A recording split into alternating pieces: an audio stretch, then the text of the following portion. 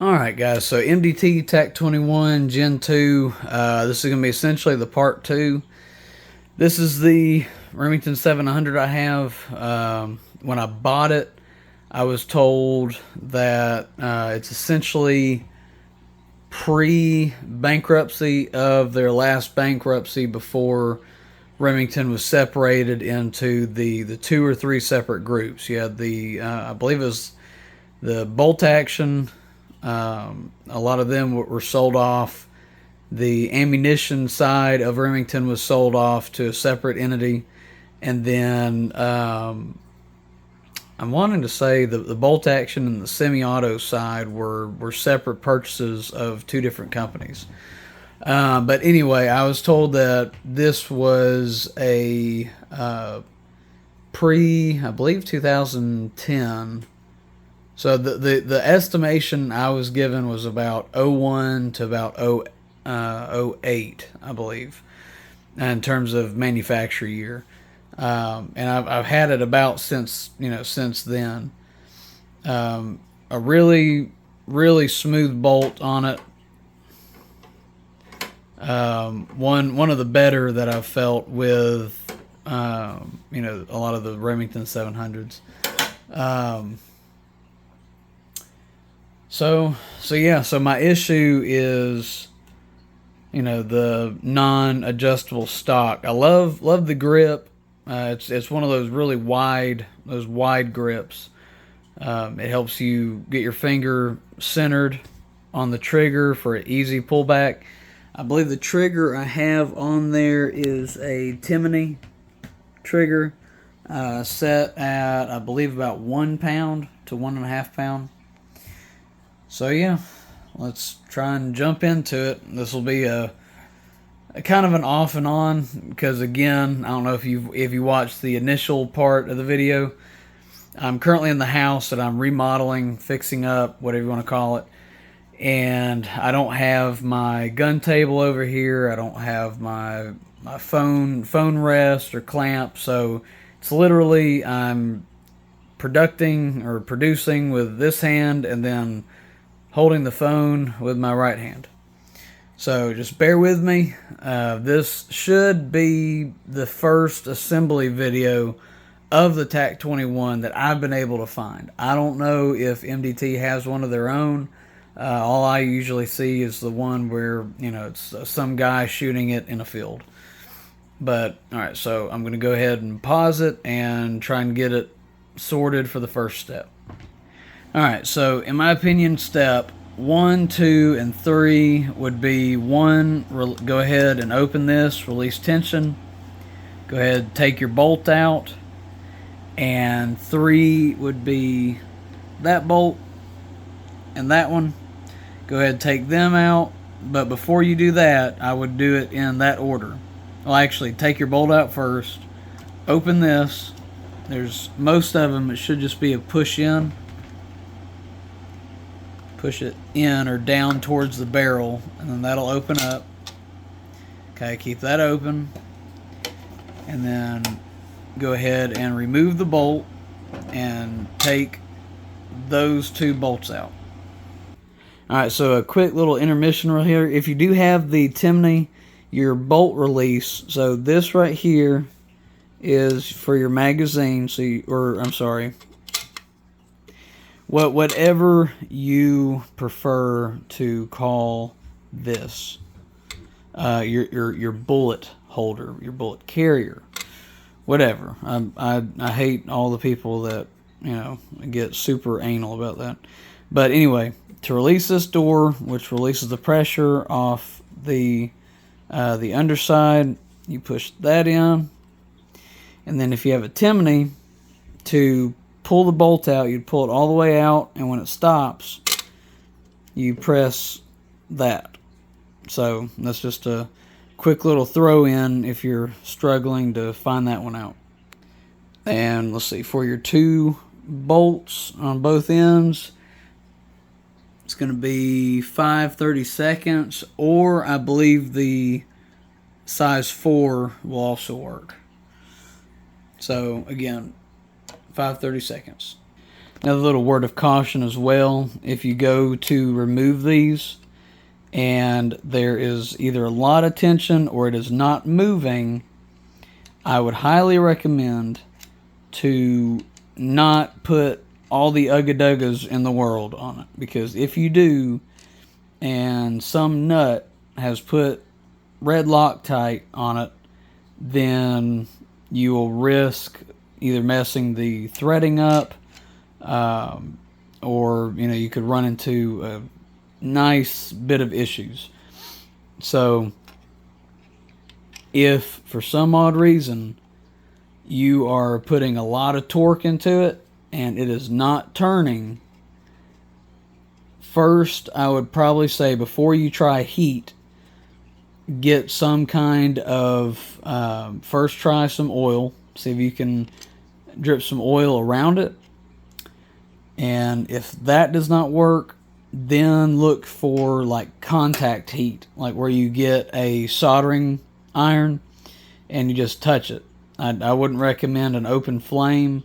I would first try a soldering iron, and 9 times out of 10 I've had a lot of luck with a simple solder iron. Just simply put the tip of the iron in there and, I don't know, wait 20-30 seconds and then try that.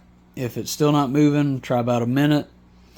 And then if you're still concerned about it, then I would go to either using a little bit more force on it, or possibly getting like a extractor set that you can use on a low power or a low variable power impact, just like a small drill, like where it just gives it a few clicks.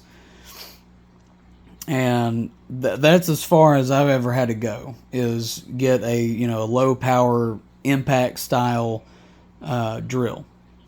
So just sorry again for all these break-ins. As I'm going deeper, I just want to throw these out so no one ends up screwing up a really good gun. Alright, when you separate them, this should be how it looks. You got your encasement right here. Then most of the time this will stay embedded with the stock.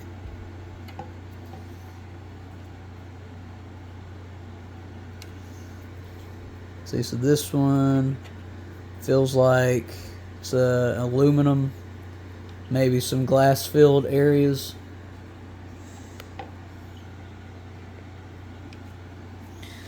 So that's what I was talking about. It has that really bulbous handle.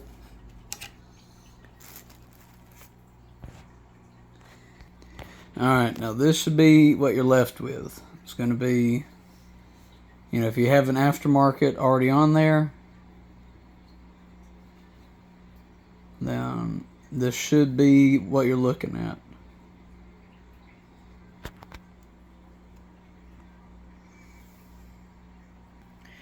Alright, and then using a 1/8 drift punch, if I can get it to focus in here, apologize. Let's see, come on you. Work with me, work with me. Okay, 1/8 drift punch. I'm going to push it toward the side with your bolt release. So pushing it towards the side with the bolt release. Make sure to have your thumb over that spring. So you'd want your thumb right there, and then you would hit the punch through. Keep your thumb over that spring, and then pull the pin out, and then slowly release your thumb, because last thing you want is that little spring to go bing, and then you never see it again. Then you gotta wait just a little bit longer for another tiny spring. Alright, so then step 2 would be to release, or to punch that pin out as well after you release, or after you pull the sear out. So that's going to be your sear spring. You're going to push that pin out right there. Alright, so now hopefully you don't have anything else, and hopefully you don't have any extra parts, which I don't know how that would be possible, but you should have your trigger, 2 pins, your sear spring, and your sear. Alright, and lucky me, along with most of my other video gear and gun smithing equipment, my soft vise is at the old house. So, this is going to be even trickier, bouncing a recording device in one hand, a barrel in the other, and Casper the Ghost holding this piece. Okay, so you're now, you place it with the rail side down. So of course make sure this is oriented so that, you know, the flat part of your lug is your base. So going to slide it in like so. Actually, wait, hold on.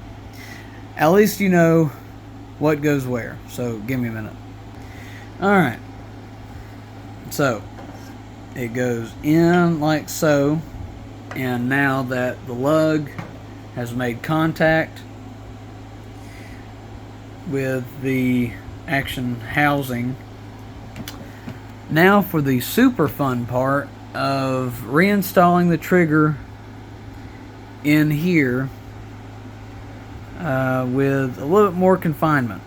So one thing I will suggest is when you take your trigger apart, either you or someone else record you. You know, if this is the first time that you've ever done a chassis swap yourself, record it. That way you can always play it back and essentially play it in reverse whenever you have to end up reinstalling it. Alright, and so if you do have a Timony or some style of trigger that has a I don't know how you would say it, like a branched safety. What I figured out, let me see if I can scoot back, is if you slide the action back out, so slide it back out, and what you're able to do is if you have the action pulled out, let's say the lug is right here, and there wouldn't be anything where the trigger is, go ahead and set your trigger in, and that knob for your safety, put it where it's supposed to go, and you would lean the trigger towards you, slide your action back in, and then you are then able to seat your trigger without actually having to remove your safety bar. So again, that's going to be if you kind of have a elongated safety bar. I believe this is a little bit longer than factory. I might be mistaken. It's been a while since I've even messed with the trigger. So forgive me if I am incorrect, but if the factory is long enough, you should be able to do that. So again, I'd need 2 hands, but so let's see, you pull this up and out, which is going to fall right back in, but hopefully you get the drift. Pull this out to where the lug is maybe, I don't know, 2 or 3 inches out, so there wouldn't be any of your action within the housing. So, and you'd place it over, put your little safety knob down in here, and reason for that, let me see if I can, with it fully seated, see, that's going to be where your bolt lines up, right in there. There's not enough room to slide the knob of the safety down in there. But there is enough room, however, for the thin part of the bar to slide from in here to back here. So as long as you can get that knob down here on the outside, you're good. And then, like I said, just slide the action back into the housing, and we can go from there. Now I have to set the sear and the spring down in here, and when I do, it only this one only takes a little bit of tension. I'll have to line it up as I'm installing the pin. Alright, now if you can see where that sear is inserted in there, it's going to be that bar that is going parallel to the trigger. There's going to be a little groove at the end of that bar that you want lined up with the adjacent or adjoining bar of the trigger. Alright, now for the tricky part, because I have no idea where my tweezers are, to get the sear spring down in there. So let me see if I can balance that out. So I might not be able to show you the spring in there without the pin. I may get the spring in there and go ahead and pop that pin in. So let's see what I can do. Alright, I'm just going to say this once. If you got a girlfriend or wife, go ahead and raid their makeup cabinet and find wherever they got their pluckers. That's what I did. So let's see if I can squeeze this thing in there.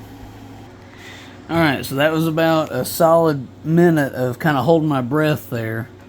But let me see if I can use...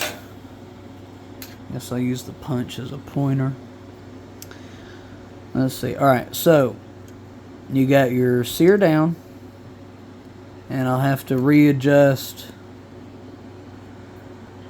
that sear a little bit. Oh, out of focus.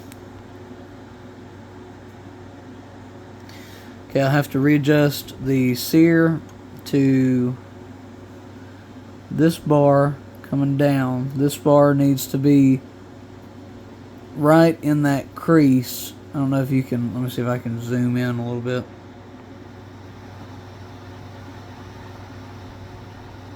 Okay. This bar needs to be aimed right in that crease of the sear. Now, when you plop your sear spring in, you're going to want, let me zoom back out again.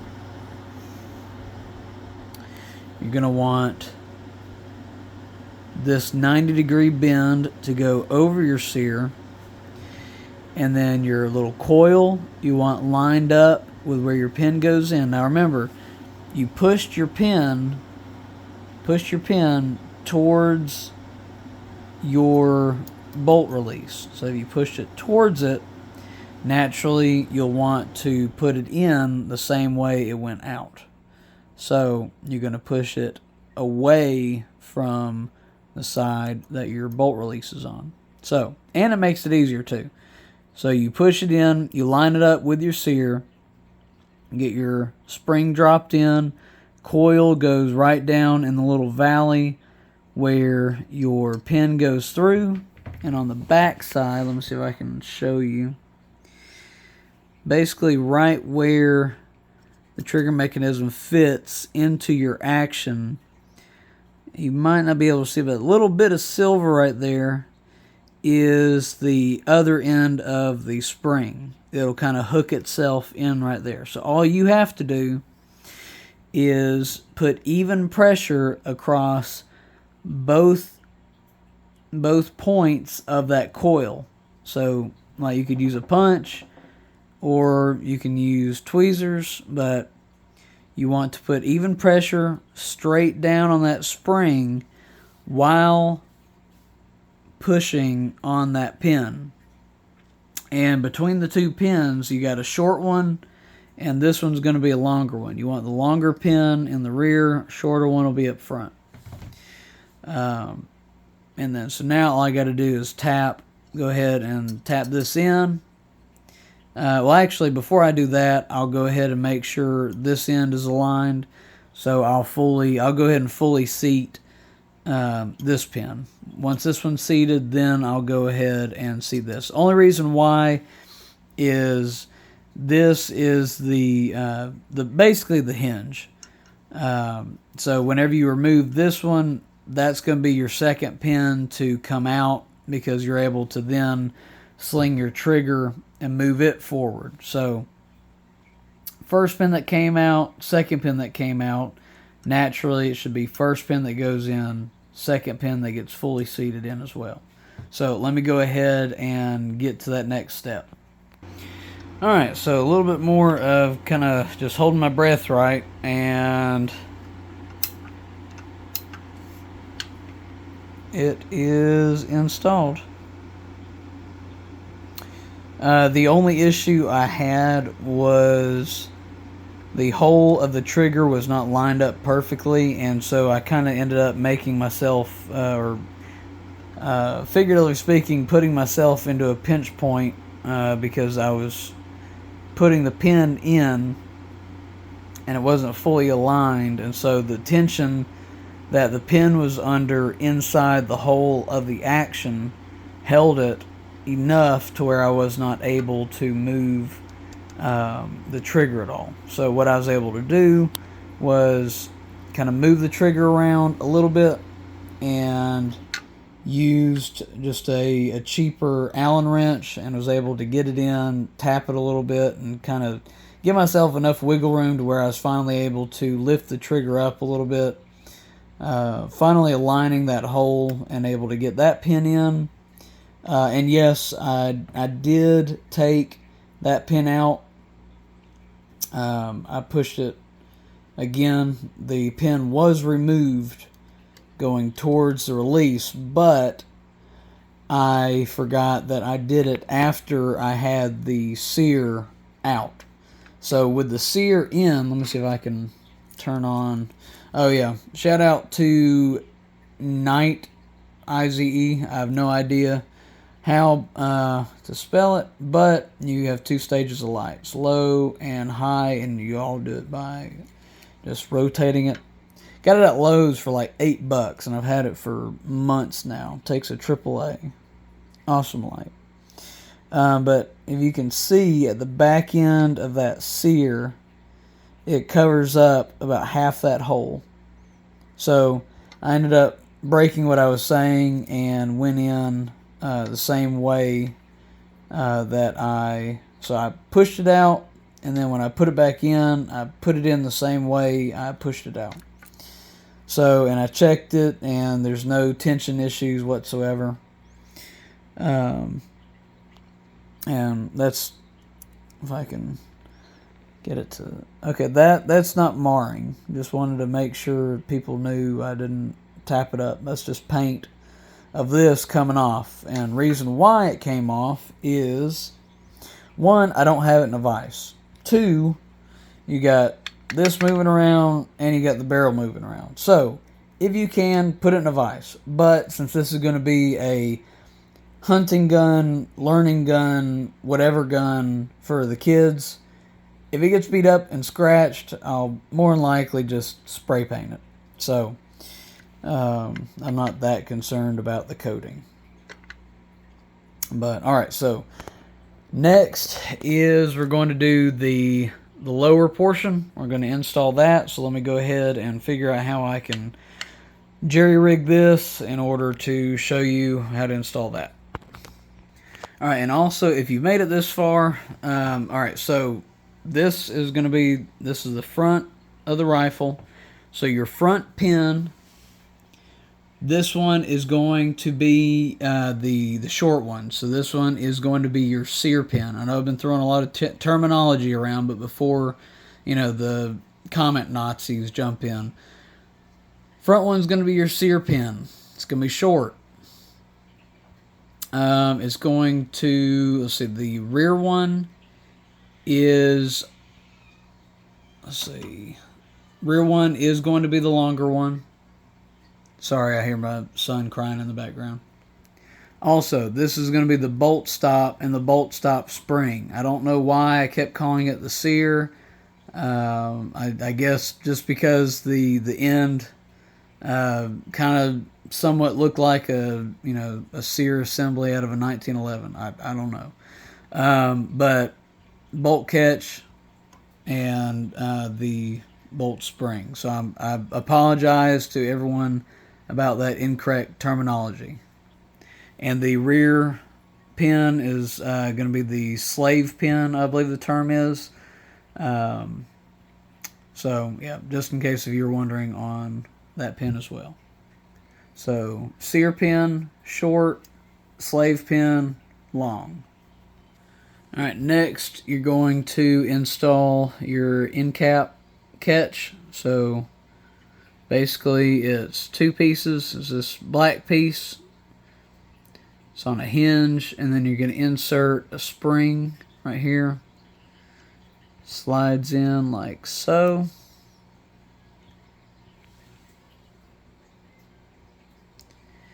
And then you'll have to compress the spring in.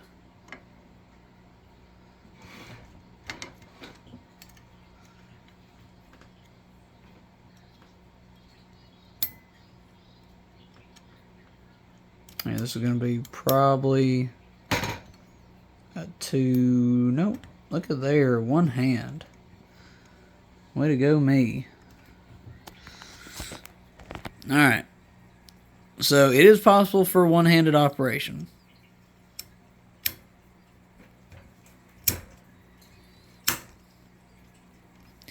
Alright, so that basically just makes sure that doesn't start walking around and loosening this up. This is what you take off. You take that off so your whatever butt assembly you have will be attached here. You take this off in order to take your bolt out. So that's what this is for. Make sure this stays up and doesn't start walking so that you lose this and then, everything else falls apart. Alright, and next you're going to put 3/16 dowel pins, and also this came with 2 packs. This is everything that I'm going over. This is spares, and that's the one I'm using. So that's what I currently have left, 2 smaller dowel pins, and like I said, these are 2 3/16. So dowel there and dowel there. And a little bit of tapping in is going to be required, so let me go ahead and get those in. Alright, I got the dowel pins tapped in. One fair warning is that spring that we installed right here popped out. So I am going to reinstall this. So I guess that's just a word of warning. Directions say to install this first and then these, but if you got a tap on these, I would go ahead tap your dowel pins in. What these do is it aligns your lower so that you make sure it ain't all cattywampus. So let me go ahead, get that spring back in, and then we can go move on to the next step. Alright, we're going to slide this over, and boom. Pops right in.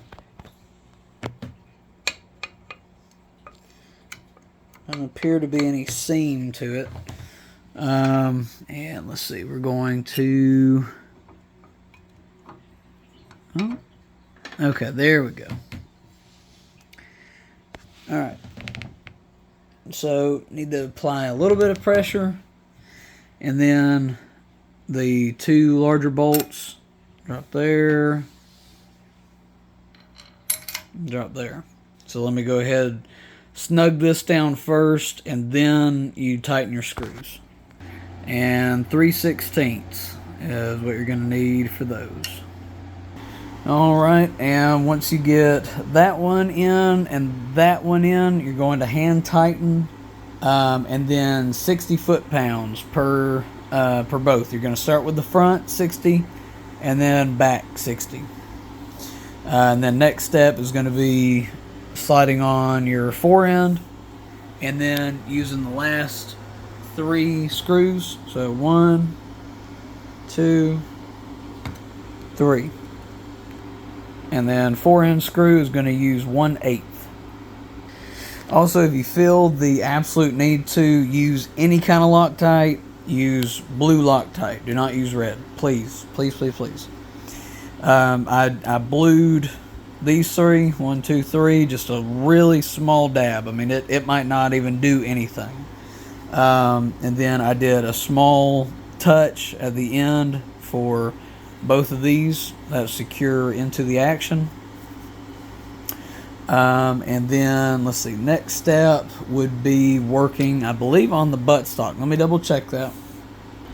Yep. All right. So it is going to be time to install the. Okay, if you want the adjustable, like what I'm trying to accomplish, now is the time where you would install your buffer tube. Depending upon the buttstock that you're wanting, will depend on the buffer tube that you need, and 2, whether or not you need a crap, I just forgot the name. You would need I believe it's a locking nut. Yeah, I believe it's a locking nut. If it's your newer buffer tubes that your buttstock requires, you don't need a nut. But if it's either an older buttstock or a buttstock that's newer, that's made for, like, OEM or mil spec, those will require a nut. So this is lock position. Slide it this way, unlocked. Yeah, let me use my elbow as a little bit of leverage. Alright. So you have your threads for your buffer tube. So let me go ahead and get the assembly that I'm going to be throwing on here, and I'll be right back.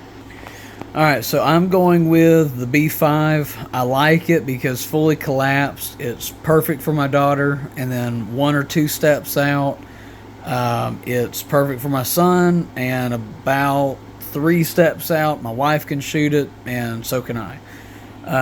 I went with Strike. I was wanting to go with red, or I'm sorry, not red, but I think these are originally $49. I found this for $19. And it is 7 step, 3, yeah, 7. So versus most of all your others is going to be 6, this one's 7, so it gives you just a little bit more adjustability. So let me go ahead and see about finagling these together. I mean, worst comes to worst, I can spray paint it, but if I can save $25, $30, I'll jump on it. It is, again, a training and or hunting rifle, so alright, let's see what it does. Alright, so since this is so easy to take off, what I am going, let's see, what I did was I screwed it in all the way until it wouldn't go anymore without me forcing. So that's alright. So now I'm essentially just going to back it off enough to where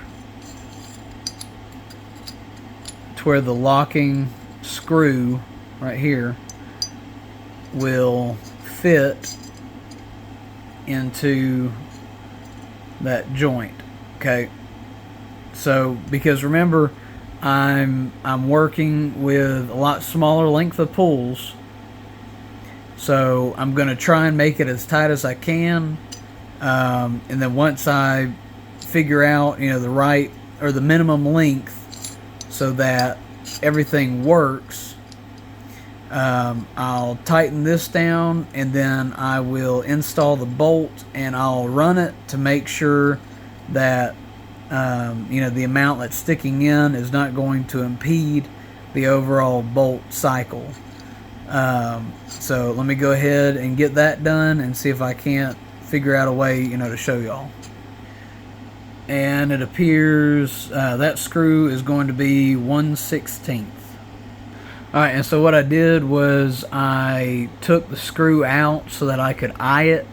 And so if you tighten it in all the way, it's about 5 or 6 left turns to bring it out to where it appears that's going to be the minimum to where that screw will engage the channel on there.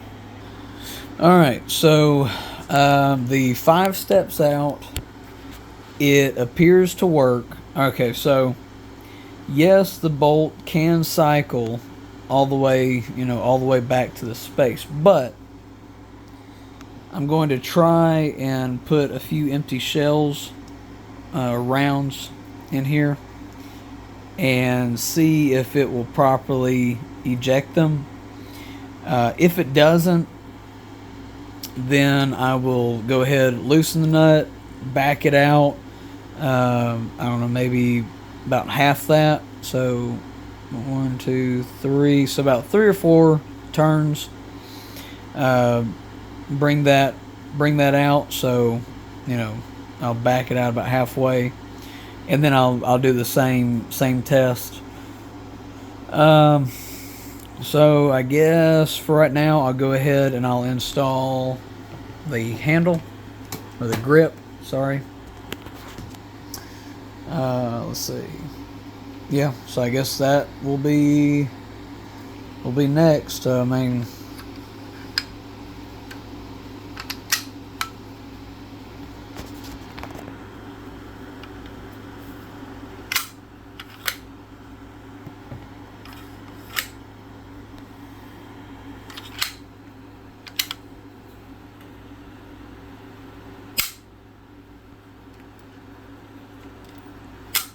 and I also have an extension, a bolt extension as well, that I'll put on here.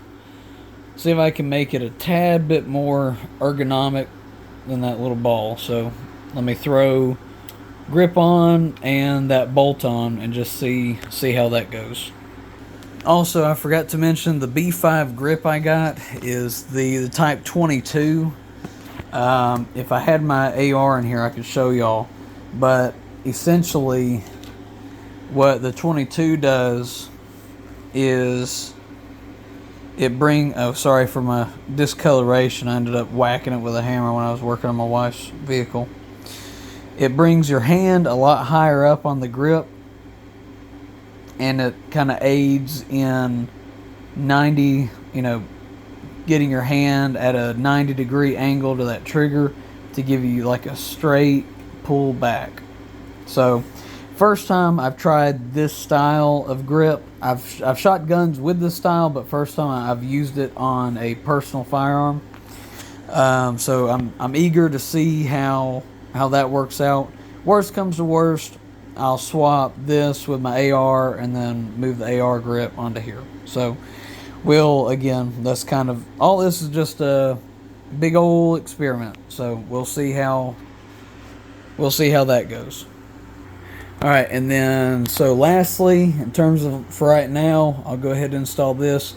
For those of y'all that don't know, it doesn't just slide on. You can't just press the button and get it on.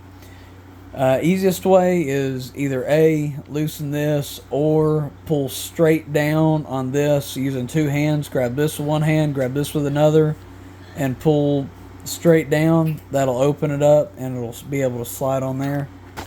Alright, once you get it over that little hump there, you now have the adjustability, which is what I needed. So let's see if I can find 1, 2, 3, 4, 5, 6. I think I may have missed that one. Alright, and this is the style of bolt knob that I've decided to go with. Let's see. Anarchy Outdoors. I believe you can find them on Amazon and some other spots. But yeah, there's going to be a sizable difference. All right, guys. So I got to say, I really, really like this. You know, for not having to spend like $70 to send it off. I think this was like 30 or 40 bucks. And, you know, you don't have to cut, you don't have to cut the knob. You just bolt it on. And yeah, I use some Loctite because, you know, if we're going to be lumping this around in the woods, you know, I don't want anything to loosen up on it. But yeah, so 30, 40 bucks, I would highly recommend y'all check them out. Even if I didn't even get this MDT chassis, I've been looking at something like this. Because I think the main thing I've found on eBay is like a long rectangle, and it didn't really seem that appealing, but I don't know. Like, this groove right here, it feels very ergonomic. So I would definitely give that a try, you know, whether you have a 700 or not. All right, one last thing I forgot to add as well is there is 20 MOA built into this rail. So if you need more than 20, you know, then look at whatever, you know, just do a little bit of addition, you know, 20 plus whatever MOA you're needing, and you got it. I ended up going with a Sight Mark rail, say LQD quick disconnect. I will open this up and show y'all. It looked a little bit better than some of the other ones. I was trying to stay within the $50 to $80 range, and this one seemed to have good reviews, everything I was really looking for. 0 MOA, 34 millimeter. All right, so let me open this and show you all real fast. All right, so that's the one I decided to go with. I believe I got it Optics Planet for 40 something bucks because I had a few of those bonus bucks piled up. So I will hopefully be able to put out a good review on it. I don't really know how I like the vertical screws on it, but we shall see on that one. And there's no MOA shown for this, so I'm going to be under the assumption it is 0 MOA. It feels like it's 0 MOA because usually if it's like 10 or 20, the front thickness is usually about the same as the rear. So, I mean, if there is, and, you know, it doesn't really throw the scope off the top of the rifle that much, I should be okay with. All right, guys, so that is virtually the entirety of the build. You know, if you want to see how to adjust that, you know, like, subscribe, comment, let me know, and I can show you, you know, a little bit more in depth on, you know, whether to adjust that, or you know, if you're having fitment issues, if you decided to buy one, it'll give me an opportunity of, you know, be able to break this back down in the event I had to change something out. So just let me know on that. You know, so, you know, if y'all have any questions, like I said, like, subscribe, comment. Hopefully, you know, the 40, almost 50 minutes, this is probably one of the longest videos I've done, so I apologize. Thank you for sticking with me if you've come to this point. Let's see, let me swap it around here. All right, so that is the entirety. And for the kids, I have a few basic tripods. I bought this off Amazon. It's the largest ball that they had, Cavix H46. It is ARCA compatible. And here I bought a M-Lock ARCA rail. So it's about the length of this box. And it looks like I picked the right size. So the rail should go from here all the way to here. So that will give me a large area of adjustment. And so I guess if you want to see it shooting and mounted and everything like that, again, please like, subscribe, and I will probably go ahead and do another video on trying to set the tripod up with all this. But other than that, sorry it took so long. It's, first experience for me doing a full assembly of an MDT chassis of this complexity. So other than that, y'all have a good one. Stay safe. Enjoy the 2023 hunting season. I know I'm definitely looking forward to it, being able to take my kids out. Whether or not I get one, I really don't care. I'm just going to enjoy the season as it comes, because you only get one first times in your life that you can enjoy with your kids. So, might as well make it memorable.